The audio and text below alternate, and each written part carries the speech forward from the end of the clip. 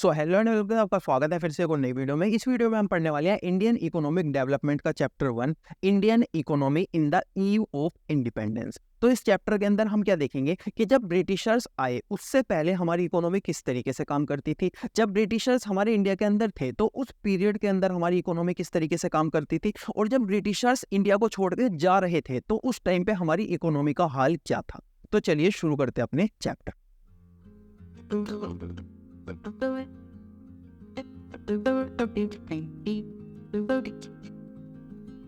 तो video start करने से पहले कुछ बेसिक बातें, कैसे आप इस वीडियो को देखकर मिनिमम इनपुट देकर मैक्सिमम आउटपुट निकाल सकते हो। ये बातें मैं हर वीडियो के स्टार्टिंग में बोलता हूँ। अगर आपको ये बातें पहले से पता है तो आप डायरेक्टली टॉपिक 1 के ऊपर जंप कर सकते हो।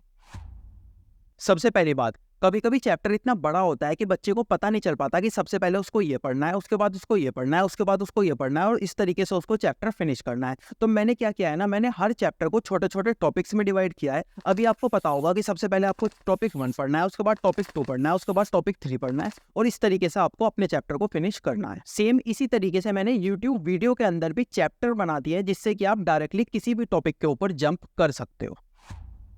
दूसरी बात, अभी आपको किसी भी चैप्टर को पढ़ने के लिए वीडियो का पार्ट 1, पार्ट 2, पार्ट 3 ढूंढने की जरूरत नहीं पड़ेगी। मैंने पूरा का पूरा चैप्टर सिर्फ और सिर्फ एक वीडियो में कवर किया है।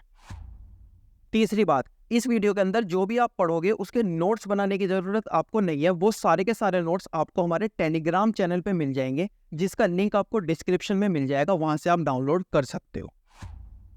फोर्थ थिंग, अगर आप कोई सा भी चैप्टर हमारे नोट्स में से पढ़ते हो और आप कोई सा भी कॉन्सेप्ट करते हुए, कोई सा भी क्वेश्चन करते हुए कहीं पे अटक जाते हो, तो उस कॉन्सेप्ट के और उस क्वेश्चन के राइट हैंड साइड में आपको एक क्लिक हियर नाम का आइकन दिखेगा। अगर आप उस पर क्लिक करते हो तो आप उस यूट्यूब की वीडियो के उस पार्ट में पहुंच जाओगे जहाँ पे मैंने वो वाला कॉन्सेप्ट या फिर वो वाला क्वेश्चन पढ़ाया होगा। तो आप डायरेक्टली वहां से अपने डाउट क्लियर कर सकते हो।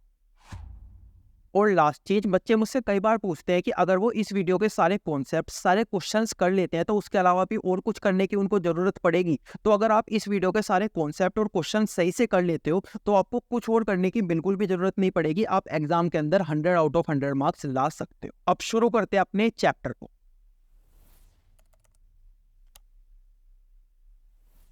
तो इस चैप्टर का टॉपिक 1 हमारे पास आता है इंट्रोडक्शन टू चैप्टर। सबसे पहला, इंडिपेंडेंट इकोनॉमी, यानी कि जब ब्रिटिशर्स इंडिया के अंदर नहीं आए थे तो जो हमारी इकोनॉमी थी वो कैसी इकोनॉमी थी? इंडिपेंडेंट इकोनॉमी थी, यानी कि उसके ऊपर कोई भी राज नहीं करता था। वो इस तरीके से फंक्शन करती थी जिससे कि पब्लिक का क्या हो सके, वेलफेयर हो सके। यानी कि हमारे इंडिया की इकोनॉमी कैसी थी? इंडिपेंडेंट इकोनॉमी थी। किससे पहले? जब ब्रिटिशर्स इंडिया के अंदर नहीं आए थे। जो हमारी इकोनॉमी थी ना, उसमें ज़्यादातर लोग किस सेक्टर के ऊपर डिपेंड करते थे? वो करते थे एग्रीकल्चर सेक्टर के ऊपर डिपेंड, यानी कि उनका मेन सोर्स क्या था? लिविंगहुड का एग्रीकल्चर था उनका मेन सोर्स। लेकिन उसके बावजूद भी हमारे यहाँ पर बहुत सारी मैन्युफैक्चरिंग एक्टिविटीज़ भी की जाती थी। किससे पहले? जब ब्रिटिशर्स नहीं आए थे उससे पहले ज़्यादातर लोग एग्रीकल्चर सेक्टर के ऊपर फोकस करते थे, लेकिन उसके बावजूद भी हमारे यहाँ बहुत सारी मेन मैन्युफैक्चरिंग एक्टिविटीज़ की जाती थी। अब ये थर्ड पॉइंट आता है, इसको यहाँ पे समझते हैं। देखो, जो ब्रिटिशर्स थे ना वो इंडिया को लूटने आए थे, ये सबको पता है। लेकिन वो लूटते कैसे थे इंडिया को? देखो, वो बोलते थे इंडिया से, इंडिया इंडिया एक काम करो, तुम ना रॉ मटेरियल बनाओ। किसी भी चीज़ को बनाने के लिए हमें क्या जरूरी होता है? रॉ मटेरियल जरूरी होता है। तो वो इंडिया से क्या बोलते थे? इंडिया इंडिया तुम ना रॉ मटेरियल बनाओ अपने यहाँ। और उस रॉ मटेरियल को ये ब्रिटिशर्स खुद खरीद लेते थे, और उसे खरीद के कहाँ ले जाते थे? इंग्लैंड में ले जाते थे। उसको खरीद के ये कहाँ ले जाते थे? इंग्लैंड में ले जाते थे। उसकी हेल्प से इंग्लैंड में ये क्या बनाते थे? फिनिश्ड गुड्स ये इंग्लैंड के अंदर बनाते थे। उन फिनिश्ड गुड्स की हेल्प से ये क्या करते थे? उन फिनिश्ड गुड्स को ये इंडिया के अंदर वापस लाते थे, और इंडिया के अंदर उन फिनिश्ड गुड्स को सेल करते थे। इंडिया के अंदर लाके उन फिनिश्ड गुड्स को सेल करते थे। अब ये जो चीज़ है, इसकी वजह से होता क्या था? इसकी वजह से इंग्लैंड कैसे अमीर होता जा रहा था और इंडिया कैसे गरीब होता जा रहा था। देखो, अगर इंग्लैंड के अंदर ज़्यादा से ज़्यादा गुड्स बनेंगे, लोगों को ज़्यादा से ज़्यादा एम्प्लॉयमेंट मिलेगा, ज़्यादा से ज़्यादा पैसे जनरेट होंगे, तो जो इंग्लैंड है उसकी जीडीपी क्या होगी? ज़्यादा से ज़्यादा इंक्रीज होगी। लेकिन वहीं इंडिया के लिए क्या हो जाएगा? उल्टा हो जाएगा। मतलब कि इंडिया के अंदर सिर्फ रॉ मटेरियल वाले गुड्स बनेंगे। अगर जो फिनिश गुड्स गुड्स है वो इंडिया के अंदर बनेंगे ही नहीं, लेकिन लोगों को तो फिनिश गुड्स चाहिए ना। जैसे अभी मेरे को तो ये टैबलेट चाहिए ना, इंडिया के अंदर नहीं बन रहा तो क्या, मुझे तो चाहिए ये। इंग्लैंड से आ रहा है मुझे उससे मतलब नहीं है, चाइना से आ रहा है मुझे उससे मतलब नहीं है, मुझे तो ये चाहिए ना फिनिश गुड्स। इसी तरीके से उस टाइम के लोगों को भी फिनिश गुड्स की ज़रूरत थी, तो उनकी ये मजबूरी थी, क्योंकि इंडिया में तो बन नहीं रहे, तो उनकी ये मजबूरी थी कि उन्हें किससे खरीदना पड़ता था, ब्रिटिशर्स से फिनिश गुड्स को खरीदना पड़ता था। अब इंडिया वाले केवल खरीदते चले जाएंगे, बनाएंगे कुछ है नहीं, तो इंडिया की जीडीपी जो थी वो क्या होती जा रही थी, कम होती जा रही थी। इसी वजह से जो इंग्लैंड था वो क्या होता जा रहा था, अमीर होता जा रहा था, और जो इंडिया था वो क्या होता जा रहा था, गरीब होता जा रहा था। तो ये था मेन पॉइंट, जिसकी वजह से जो ब्रिटिशर्स थे ना वो इंडिया के यहाँ से पैसा लेकर अपने यहाँ पर जाते थे, यानी कि जिसकी वजह से इंग्लैंड डेवलप होता था और इंडिया अनडेवलप होता था, यानी कि डेवलपमेंट उसकी कम होती जा रही थी। आपने सुना भी होगा कि जो ब्रिटिशर्स थे उनके आने से पहले इंडिया की जो जीडीपी थी वो पूरे वर्ल्ड की 25% जीडीपी थी। कितनी थी, 25% जीडीपी।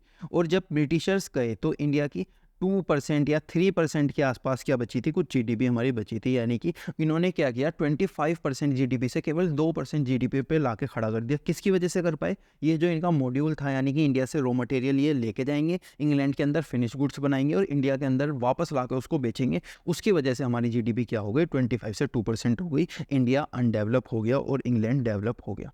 तो जो पॉलिसीज थी ब्रिटिशर्स की, जो कॉलोनियल गवर्नमेंट थी, कॉलोनियल गवर्नमेंट यानी कि जो ब्रिटिशर्स थे, उनकी जो पॉलिसीज थी क्या थी, एक्सपोर्ट करना है रॉ मटेरियल और इंपोर्ट करना है मैन्युफैक्चर्ड गुड, यानी कि एक्सपोर्ट तो करना है इन्हें रॉ मटेरियल और इंपोर्ट करना है फिनिश गुड्स इंडिया के अंदर, जिसकी वजह से इंडिया अनडेवलप हो जाए और इंग्लैंड डेवलप हो जाए। इसके बाद जो हर कंट्री की नेशनल इनकम होती है वो हर साल निकालनी पड़ती है, लेकिन ब्रिटिशर्स ने कभी भी कोशिश नहीं की कि इंडिया की नेशनल इनकम निकाले, या फिर इंडिया की नेशनल इनकम ज़्यादा हो रही है, कम हो रही है, लोग गरीब तो नहीं है, लोग भूख से तो नहीं मर रहे, उन्होंने कभी भी ऐसी कुछ खास कोशिश नहीं की। लेकिन उसके बावजूद भी हमारे VKRV राव साहब ने 1931 से 1932 की नेशनल इनकम पहली बार निकाली।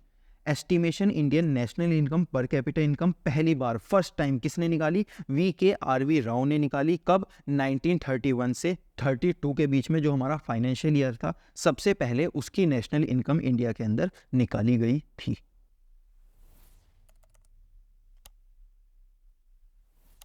अभी टॉपिक 2 हमारे पास आता है agriculture sector in the eve of independence. जब हमें इंडिपेंडेंस मिली या फिर जब हमारे ऊपर ब्रिटिशर्स का राज चल रहा था, जब हमारे एग्रीकल्चर किस तरीके से काम कर रहा था, तो इंडियन इकोनॉमी जो कि कॉलोनियल रूल में किसके ऊपर डिपेंड करती थी, ज़्यादातर एग्रीकल्चर सेक्टर के ऊपर डिपेंड करती थी। यानी कि जब अंग्रेज इंडिया के अंदर आए थे, जब ज़्यादातर लोग कौन सा काम करते थे, एग्रीकल्चर के अंदर। जब अंग्रेज इंडिया के अंदर थे तब भी ज़्यादातर लोग एग्रीकल्चर के ऊपर ही ज़्यादा काम करते थे, वही उनकी मेन सोर्स ऑफ अर्निंग थी।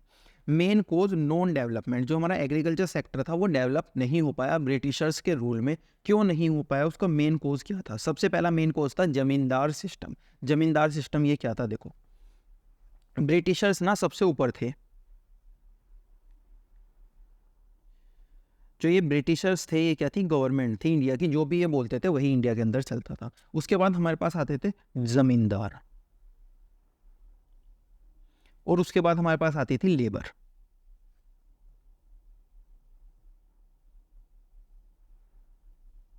ठीक है, तो यहाँ पे क्या होता था ना, यहाँ पे ना इंडिया के अंदर बहुत ज़्यादा लैंड थी जो कि एग्रीकल्चर सेक्टर के लिए काम आती थी। क्या थी, लैंड। तो अंग्रेजों ने बोला भाई तुम जो जमींदार हो ना, तुम एक काम करो, तुम यहाँ पे ना ओनर बन जाओ लैंड के। क्या बन जाओ, ओनर बन जाओ लैंड के। तुम लैंड के ओनर बन जाओ, यानी कि लैंड के मालिक बन जाओ। ठीक है, अब ये जो ब्रिटिशर्स है ना, इन्होंने क्या बोला, तुम ओनर तो बन जाओ लेकिन तुम्हें उसके बदले में हमें फिक्स्ड अमाउंट देना पड़ेगा। क्या देना पड़ेगा, फिक्स्ड अमाउंट देना पड़ेगा। फिक्स्ड अमाउंट देना पड़ेगा, यानी कि थोड़ा सा पैसा हमको देना पड़ेगा। अगर तुम ओनर बन जाते हो तो तुम्हें क्या करना पड़ेगा, एक फिक्स्ड अमाउंट ब्रिटिशर्स को देना पड़ेगा, हर साल, हर महीने या हर दिन, जो भी उनकी पॉलिसीज रहती होगी, फिक्स्ड अमाउंट देना पड़ेगा। अभी जमींदार ने बोला लेकिन हम इस लैंड का करेंगे क्या। ब्रिटिशर्स ने बोला तुम एक काम करो ना, इसके ऊपर काम करवाना। किससे काम करवाओगे, लेबर से काम करवाना। लेबर से काम करवा के पैसे कमाना और उसका छोटा सा अमाउंट हमको दे देना। कैसे, देखो सपोज ये जमींदार क्या है, जमींदार है ओनर लैंड का। ठीक है, जमींदार ने लेबर को बुलाया और लेबर से 1000 रुपए का काम करवाया। कितने का, 1000 रुपए का काम करवाया। इसको क्या करना है, 1000 रुपए में से फिक्स्ड अमाउंट किसको दे देना है, फिक्स्ड अमाउंट दे देना है ब्रिटिशर्स को। सपोज 100 रुपए इसको ब्रिटिशर्स को देने पड़े। ठीक है, अभी लेबर आई है तो लेबर भी कुछ काम करेगी, तो लेबर को सपोज इसने 100 रुपए दे दिए। कितने रुपए दे दिए, 100 रुपए लेबर को दे दिए। ऐसे लिख देता हूं मैं, इसको कितने रुपए मिले, 1000 रुपए मिले।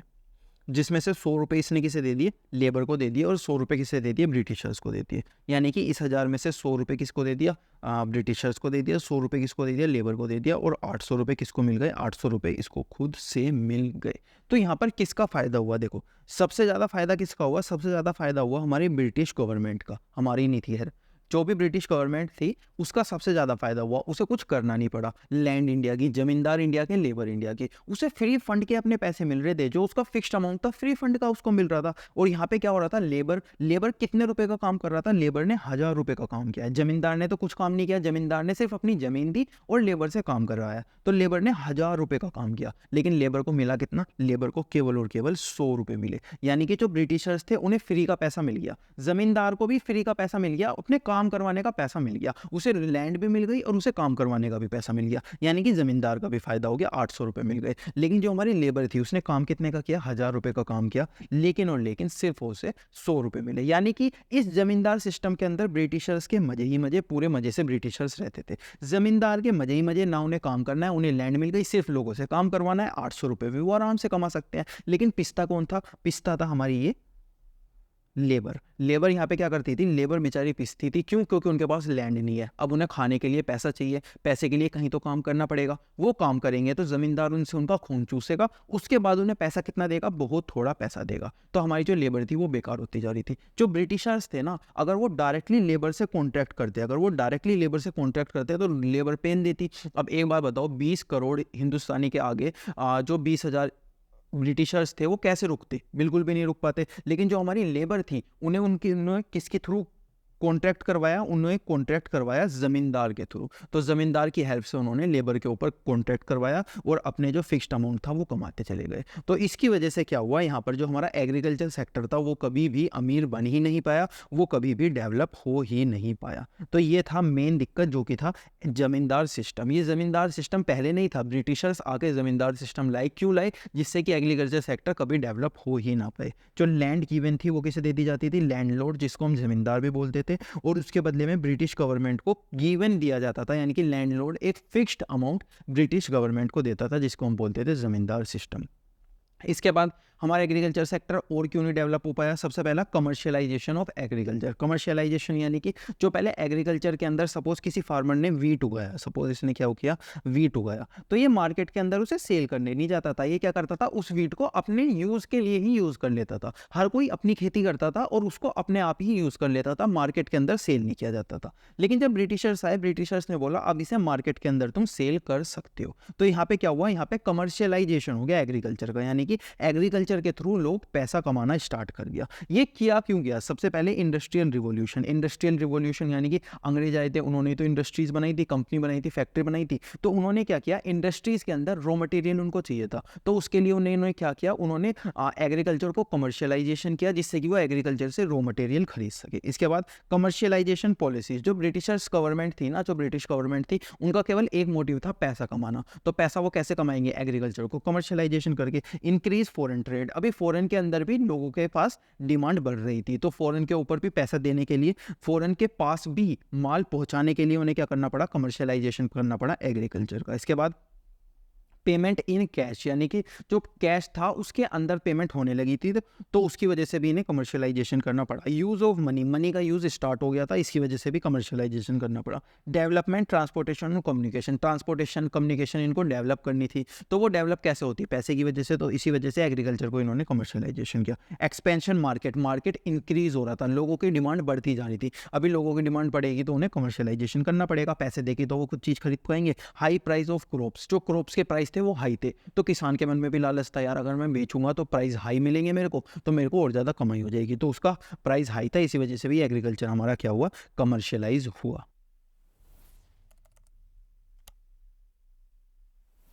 इस चैप्टर का टॉपिक थी हमारे पास आता है industrial sector on the eve of independence. जो हमारी इंडिपेंडेंस थी या फिर इंडिपेंडेंस से पहले या उसके बाद जो हमारा इंडस्ट्रियल सेक्टर था वो किस तरीके से काम कर रहा था, इंडस्ट्रियल सेक्टर की कैसी हालत थी। जैसा हमारा एग्रीकल्चर सेक्टर था ना, ऐसा ही हमारा इंडस्ट्रियल सेक्टर था, यानी कि एग्रीकल्चर सेक्टर भी डेवलप नहीं था और इंडस्ट्रियल सेक्टर भी डेवलप नहीं था। At the time of independence the condition of industrial sector was as follow. Independence के टाइम पे 15 अगस्त 1947 के टाइम पे जो हमारी इंडस्ट्रियल सेक्टर था वो कैसा था। इंडस्ट्रियल सेक्टर के अंदर डिक्लाइन हो चुका था हैंडीक्राफ्ट गुड्स, यानी कि पहले क्या होता था ना, ब्रिटिशर्स के आने से पहले इंडियंस ना अपने हाथों से गुड्स को बनाते थे, लेकिन ब्रिटिशर्स ने क्या लाए, मशीन लेकर आ गए, वो फैक्ट्री लेकर आ गए, गुड्स जल्दी बनने लगे और अच्छी तरीके से बनने लगे, आसानी से बनने लगे। तो जो हमारी हैंडीक्राफ्ट इंडस्ट्री थी वो एकदम खत्म हो चुकी थी eight the time of independence.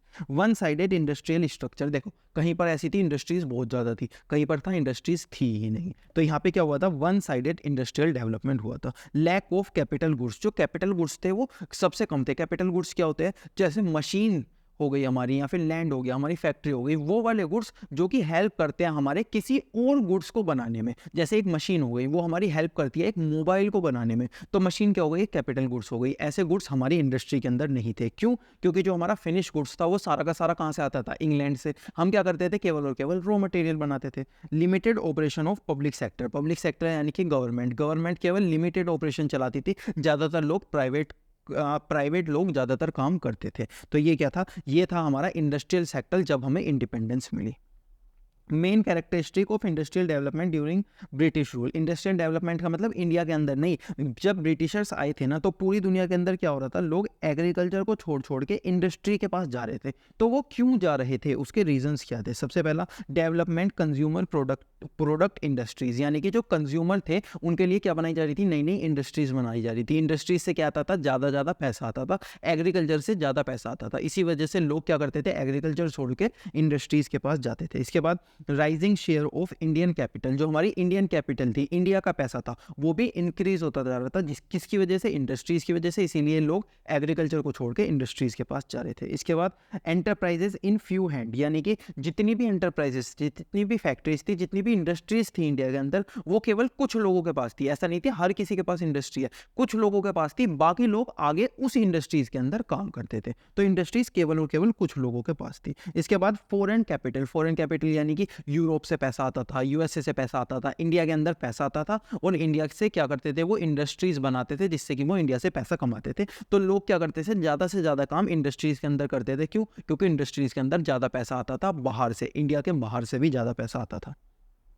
Investment of own capital, यानी कि वो लोग क्या करते थे, अपनी कैपिटल को भी इन्वेस्ट करते थे इंडस्ट्रीज के अंदर, जिसकी वजह से जो इंडस्ट्रीज थी वो डेवलप हो रही थी, एग्रीकल्चर सेक्टर खराब होता जा रहा था। इंडस्ट्रियल पॉलिसीज, यानी कि जितनी भी इंडस्ट्रियल पॉलिसीज थी वो क्या करती थी, वो सारी की सारी इंडस्ट्रीज को बढ़ावा देती थी, जबकि एग्रीकल्चर पॉलिसीज कुछ थी ही नहीं। अंग्रेज एग्रीकल्चर पॉलिसीज बनाते ही नहीं थे। क्या बनाते थे, केवल और केवल इंडस्ट्रीज पॉलिसीज। क्यों? क्योंकि वहां पे क्या होता था, ज़्यादा से ज़्यादा पैसा वो कमा सकते थे। रीजनल इम्बैलेंस यानी कि कहीं पर इंडस्ट्रीज ज़्यादा है, कहीं पर इंडस्ट्रीज है ही नहीं। जैसे दिल्ली के पास इंडस्ट्रीज ज़्यादा है, लेकिन अगर गांव के इलाकों में जाओगे, राजस्थान टाइप में जाओगे, तो वहाँ पे इंडस्ट्रीज बहुत ज़्यादा कम थी। तो ऐसा क्या करते थे, अगर अंग्रेज ज़्यादा करके ऐसा करते थे, क्यों? जिससे कि जो लोग हैं वो दिल्ली आए और ज़्यादा से ज़्यादा वहाँ पे इंडस्ट्रीज से उनको पैसा कमा के दे सकें। तो ये था all about industrial sector on the eve of independence. Dependence के टाइम पे या फिर उससे पहले हमारे इंडस्ट्रियल सेक्टर कैसा था या कैसा है।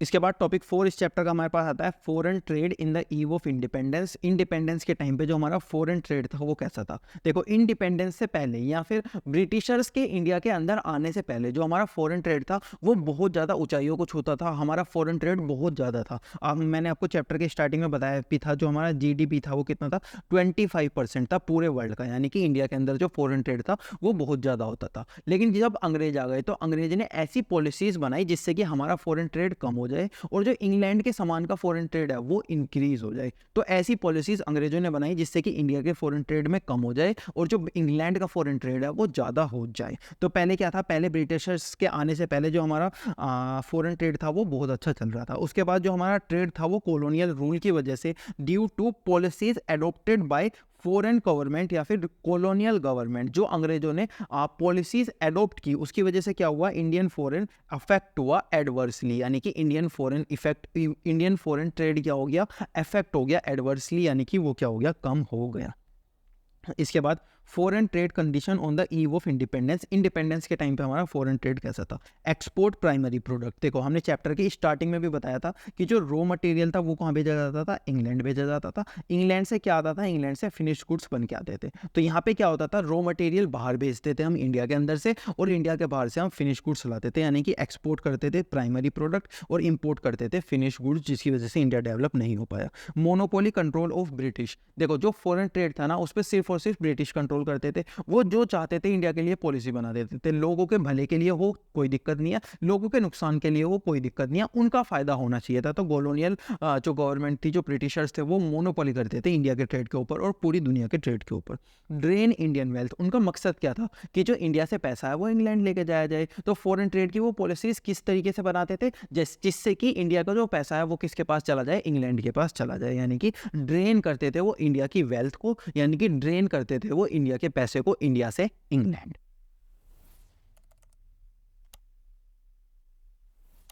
इसके बाद हमारे पास टॉपिक 5 आता है democratic condition on the eve of independence. Democratic condition क्या होती है? जो पॉपुलेशन है उसको हम बोलते हैं डेमोक्रेटिक कंडीशन। जो हमारी पॉपुलेशन थी ना उसको सबसे पहले नापा गया था 1881 में कि इंडिया के अंदर कितनी पॉपुलेशन रहती है। अब इंडिपेंडेंस के टाइम पे हमारी पॉपुलेशन का क्या हाल था? सबसे पहले हाई बर्थ और डेथ रेट। ज़्यादा से ज़्यादा लोग पैदा होते थे और ज़्यादा से ज़्यादा लोग मरते थे। हाई बर्थ रेट था और हाई डेथ रेट था। इसके बाद high infant morality rate. Morality क्या होता है? एक इंसान जो कि पैदा होता है लेकिन 1 साल से पहले मर जाता है। तो बहुत सारे बच्चे पैदा होते थे लेकिन भूख की प्यास की वजह से, पैसा ना होने की वजह से 1 साल के अंदर अंदर ही वो मर जाते थे। इसके बाद लो लाइफ एक्सपेक्टेंसी रेशो, यानी कि जितने भी लोग जीते थे वो कम से कम लाइफ जीते थे। जैसे अगर expectancy ratio, life expectancy ratio ज़्यादा होगा तो क्या होगा? लोग 80 साल जिएंगे, 90 साल जिएंगे। लेकिन इंडिया के अंदर वो कम था, यानी कि लोग 50 साल 60 साल जी पाते थे। क्यों? क्योंकि पैसा नहीं था, खाने के लिए चीज़ें नहीं थी और पानी वगैरह नहीं था। इसके बाद लो लिटरेसी रेट। जो लोग पढ़े लिखे थे वो भी बहुत ज़्यादा कम पढ़े लिखे थे। इंडिया के अंदर लोग बहुत ज़्यादा कम पढ़े लिखे थे। कब? 15 अगस्त 1947 यानी कि इंडिपेंडेंस के टाइम पे। लो स्टैंडर्ड ऑफ लिविंग। जो लोग लिविंग करते थे यानी कि लोग रहते थे, उनका स्टैंडर्ड क्या था? बहुत ज़्यादा कम था। घर टूटे फूटे थे, कई लोगों के घर चूते थे वगैरह वगैरह। लो स्टैंडर्ड ऑफ लिविंग था इंडिया के अंदर। ये क्या थी? डेमोक्रेटिक कंडीशन थी in the eve of independence, यानी कि पॉपुलेशन का क्या हाल था इंडिपेंडेंस के टाइम पर।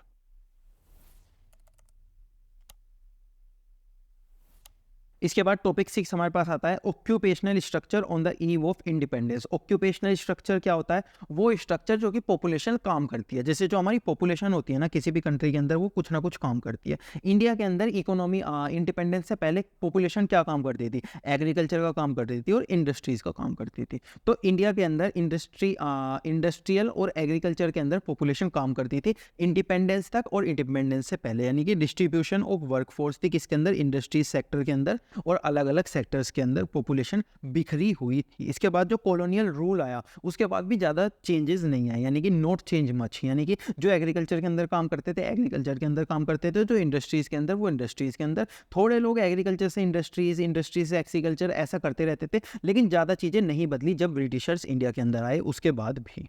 इसके बाद state of occupational structure during British rule. जो ब्रिटिश रूल था उसके टाइम पे लोग कैसे काम करते थे? तो सबसे ज़्यादा लोग तो एग्रीकल्चर के अंदर काम करते थे। यानी कि जब ब्रिटिशर्स आए नहीं थे उससे पहले भी लोग ज़्यादातर एग्रीकल्चर के अंदर काम करते थे। जब ब्रिटिशर्स आए थे तो उसके टाइम पर भी एग्रीकल्चर के अंदर ही लोग ज़्यादा काम करते थे, इंडस्ट्रीज़ के अंदर लोग कम काम करते थे। ग्रोइंग रीजनल वेरिएशन, यानी कि देखो खेती क्या होती है ना, अलग अलग जगह पर अलग अलग टाइप की खेती होती है। जैसे आसाम में आपने सुना होगा चाय की खेती होती है, यूपी में गन्ने की खेती होती है। तो अलग अलग जगह पे अलग अलग चीज़ों की खेती होती है। तो इसी तरीके से एग्रीकल्चर वाले लोग जो थे वो काम करते थे। अलग अलग जगह पे रहने वाले लोग अलग अलग जगह की एग्रीकल्चर सेक्टर के अंदर अपना योगदान देते थे। तो ये क्या था? ऑक्यूपेशनल स्ट्रक्चर था on the eve of independence, यानी कि लोग क्या काम करते थे उसके बारे में हमने इसमें पढ़ा। कब? इंडिपेंडेंस के टाइम पे या इंडिपेंडेंस से पहले।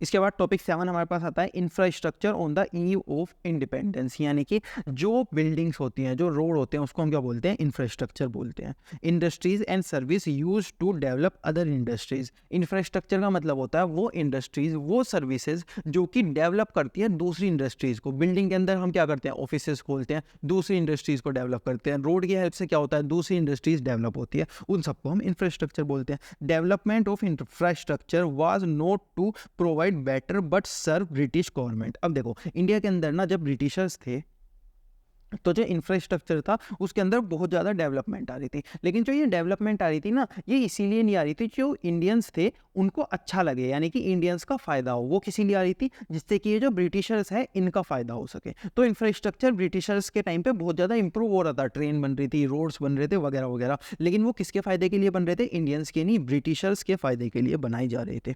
We include the following under infrastructure. Infrastructure के अंदर क्या क्या आता है? रेलवे इंफ्रास्ट्रक्चर के अंदर आती है, रोड इंफ्रास्ट्रक्चर के अंदर आता है, वाटर एयर ट्रांसपोर्ट इंफ्रास्ट्रक्चर के अंदर आता है, कम्युनिकेशन सिस्टम इंफ्रास्ट्रक्चर के अंदर आता है। तो ये सब चीज़ें क्या थी? इंफ्रास्ट्रक्चर आज़ादी के टाइम पे या आज़ादी से पहले हमारे इंफ्रास्ट्रक्चर के अंदर क्या क्या चेंजेस आए।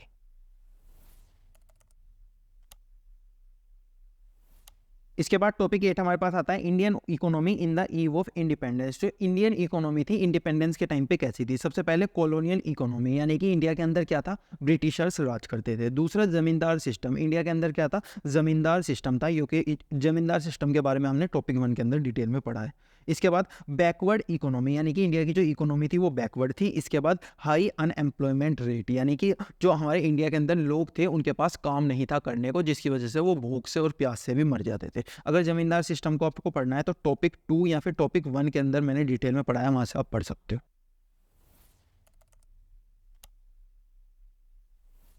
इसके बाद टॉपिक 9 देखो, जो हमारे ब्रिटिशर्स थे ना, हमारे नीचे इंडिया के अंदर जो भी ब्रिटिशर्स आए थे उन्होंने बहुत सारे गलत काम किए, लेकिन उन्होंने एक दो अच्छे काम भी किए। क्या अच्छे काम किए वो देख लेते हैं। सबसे पहले self sufficient food grain product, यानी कि इंडिया के अंदर एग्रीकल्चर सेक्टर उस टाइम तक पहुंच चुका था कि जो इंडिया के अंदर लोग थे ना वो अपने लिए चीज़ों को उगाकर खा पा रहे थे, यानी कि एग्रीकल्चर सेक्टर थोड़ा सा डेवलप हुआ था। इसके बाद बेटर मीन्स ऑफ ट्रांसपोर्ट, जो हमारे ट्रांसपोर्ट थी उसकी बेटर मीन्स थी, ट्रांसपोर्टेशन इंक्रीज हो गई थी। फूड शॉर्टेज, इंडिया के अंदर कहीं कहीं पर फूड शॉर्टेज थी। देखो एग्रीकल्चर सेक्टर थोड़ा डेवलप हुआ था, लेकिन आज़ादी के बाद भी क्या था? इंडिया को सस्टेन करने के लिए ना जो भी हमारा एग्रीकल्चर प्रोडक्ट था उसको एक्सपोर्ट करना पड़ता था। अब एक्सपोर्ट करेंगे तो लोगों के पास खाने के लिए पैसा है ही नहीं, लोगों के पास खाने के लिए चीज़ें है ही नहीं, तो भूख से भी लोग मर जाएंगे। हमारे पास इतनी ग्रोथ थी कि हम इंडिया के अंदर लोगों को सबको खिला सके, लेकिन हम क्या करते थे? थोड़ा सा चीज़ें उनमें से एक्सपोर्ट कर देते, जिसकी वजह से जो हमारे इंडियंस लोग थे वो भूख से मरते थे आज़ादी के बाद भी। इसके बाद morality rate, sorry monetary economy. Monetary economy यानी कि पहले क्या होता था? लोग क्या करते थे? सपोज इसने इसको राइस दे दिया, इसने इससे वीट ले लिया, यानी कि बार्टर एक्सचेंज चलता था। उसके बाद क्या चलने लगा? पैसा चलने लगा। अगर राइस चाहिए तो पैसा दो और वीट चाहिए तो पैसा लो। इसके बाद इफेक्टिव एडमिनिस्ट्रेशन, देखो पहले क्या होता था ना, इंडिया के अंदर काम होता ही नहीं था, जो गवर्नमेंट थी वो काम ही नहीं करती थी, जो राजा वगैरह थे वो काम नहीं करते थे, अपने भले की चीज़ देखते थे। लेकिन ब्रिटिशर्स जब जा रहे थे तो उसके बाद क्या हुआ? जो हमारी गवर्नमेंट इस्टेब्लिश हुई वो लोगों के भले के लिए काम करने लगी। जो हमारा एडमिनिस्ट्रेशन था वो क्या हो गया? इफेक्टिव हो गया, वो और ज़्यादा अच्छा हो गया।